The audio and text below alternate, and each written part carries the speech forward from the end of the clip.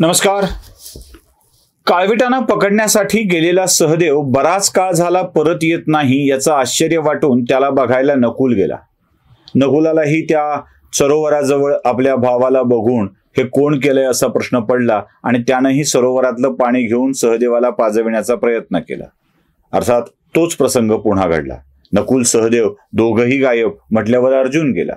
अर्जुन तरी शस्त्रसंपन्न प्रचंड मोठा वीर. या अर्जुनाच्याकडून तरी काही चांगलं होईल असं अपेक्षित आहे, पण तरीही अर्जुन आपल्या दोन भावांना वाचविणे आणि स्वतः वाचविण्यात सुद्धा अपयशी ठरतो आणि तोही तिथे गतप्राण होऊन पडतो.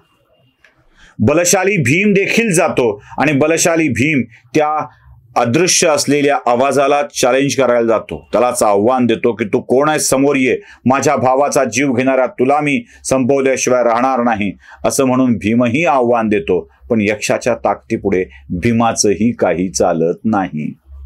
भीमही तिथे गतप्राण होऊन पडलेला असतो.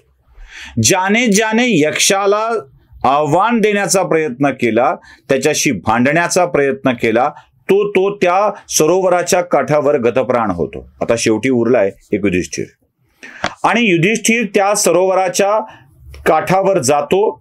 आपल्या भावाची अवस्था बघतो. ही का झाली असावी याचा प्रश्न त्याच्या मनात पडतो आणि तोच युधिष्ठिरालाही पुन्हा सरोवरातल्या यक्षाचा आवाज ऐकू येतो. थांब, तुझे चारही भाऊ इथे गतप्राण होऊन पडले आहेत, तुझीही अवस्था हीच होईल. युधिष्ठिर आपल्या भावासारखं वागत नाही. तो दुसऱ्याच्या मालकीची वस्तू बळाने घेण्याचा प्रयत्न करत नाही. तो त्या आवाजाला म्हणतो, आपण कोण आहात आणि आपण माझ्या भावाची अवस्था ही का केली आहे. मग यक्ष त्याला म्हणतो की युधिष्ठिरा, तुझ्या भावाने माझ्या परवानगीशिवाय, माझ्या प्रश्नाची उत्तरं दिल्याशिवाय या सरोवरातलं पाणी पिण्याचा प्रयत्न केला आहे, त्यामुळं त्यांना ही शिक्षा मिळाली आहे. तूही तसंच करणार असशील तर तुलाही मृत व्हावं लागेल. बोल, तू माझ्याशी चर्चा करायला तयार आहेस का. युधिष्ठिर शांतपणे म्हणतो, सांगा काय करायचंय. तिकडून आवाज येतो, तुला आता माझ्या प्रश्नाची उत्तरं द्यावी लागतील. माझ्या प्रश्नाच्या उत्तराने तुझ्या उत्तराने माझं समाधान झालं तर मी तुला सोडायला तयार आहे. युधिष्ठिर या सगळ्याला संमती देतो आणि म्हणतो, विचारा तुमची प्रश्न. आणि सुरू होतो यक्षाचा आणि युधिष्ठिराच्या प्रश्नोत्तराचा भाग. बघूया काय प्रश्न विचारले जात आहेत यक्षाकडून युधिष्ठिराला आणि उत्तर काय मिळत आहे. पहिलाच प्रश्न विचारला जातोय, सूर्योदय कोण घडवून आणत असतो. युधिष्ठिराचं उत्तर आहे, सूर्योदय परमेश्वर घडवून आणतो. आणि मग सूर्यास्त कोण घडवतं. युधिष्ठिर म्हणतो, सूर्याची ही नैसर्गिक क्रिया आहे आणि उदय झाल्यानंतर सूर्यास्त होणे हा त्याचा धर्म आहे. सूर्याचं अस्तित्व नेमकं कुठे आहे युधिष्ठिरा. सत्यात सूर्याचं अस्तित्व असतं. ठीक आहे, मग सत्य कुठं सांगितलंय. सत्य वेदामध्ये सांगितलंय. ब्राह्मण्य कसं प्राप्त होतं असं तुला वाटतं. वेदांचा अर्थ समजला की ब्राह्मण्य प्राप्त होतं. ब्राह्मण आदराच्या योग्यतेचा कधी होतो आणि त्याचं कारण काय आहे. ब्राह्मण आदराच्या योग्यतेचा होण्यामागचं कारण त्यानं मनावर मिळवलेलं नियंत्रण आहे. क्षत्रिय सामर्थ्य संपन्न कशामुळे होतो. क्षत्रिय त्याच्याकडच्या शस्त्रास्त्रामुळे सामर्थ्य संपन्न होतो. क्षत्रिय थोरपदी का पोहोचतो. मग त्याच्या अंगी असलेल्या औदार्यामुळे आणि त्याच्याकडे असलेल्या दान करण्याच्या वृत्तीमुळे क्षत्रिय थोरपदी पोहोचतो. एखादा माणूस शारीरिकदृष्ट्या जिवंत आहे, मग त्याला मृत झाला असं कधी समजावं.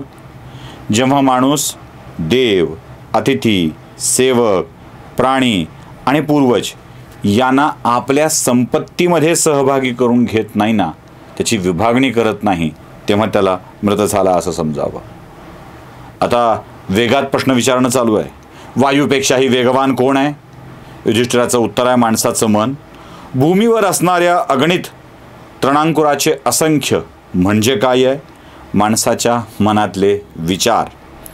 सुवर्णापेक्षाही मौल्यवान काय आहे युधिष्ठिरा?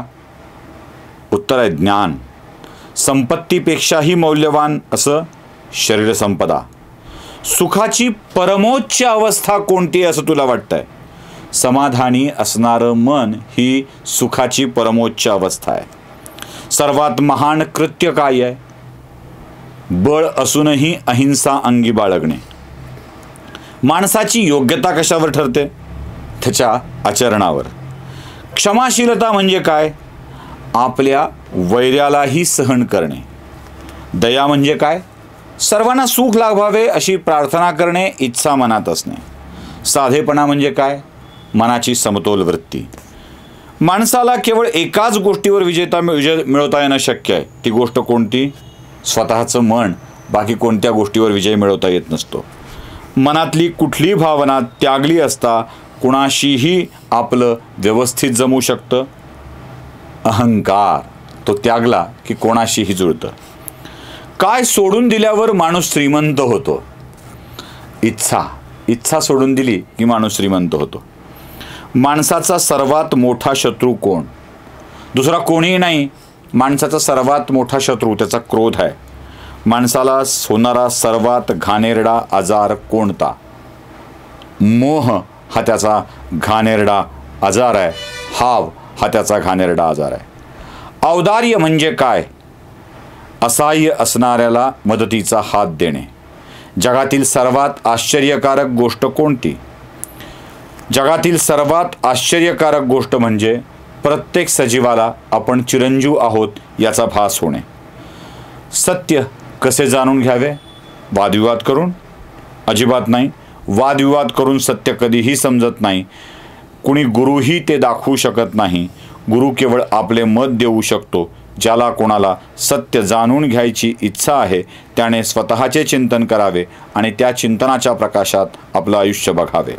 या प्रश्नाची उत्तरं मिळाल्यावरती आता आपल्याला वाटायला लागतं की ज्ञान काय आहे? ज्ञान कसं आहे? कशाला ज्ञान म्हणायचं? युधिष्ठिर म्हणूनच तर धर्म आहे. आणि युधिष्ठिराच्या या उत्तरावरती यक्ष देखील प्रसन्न होऊन युधिष्ठिराच्या समोर उभा राहतोय आणि त्याला म्हणतोय, माग, तुला काय मागायचंय ते माग, मी तुला द्यायला तयार आहे. युधिष्ठिराला आपल्या एका भावाला जीवदान सुद्धा तो द्यायला तयार आहे. बघूया युधिष्ठिर काय मागतोय, कसं मागतोय ते पुढच्या भागात.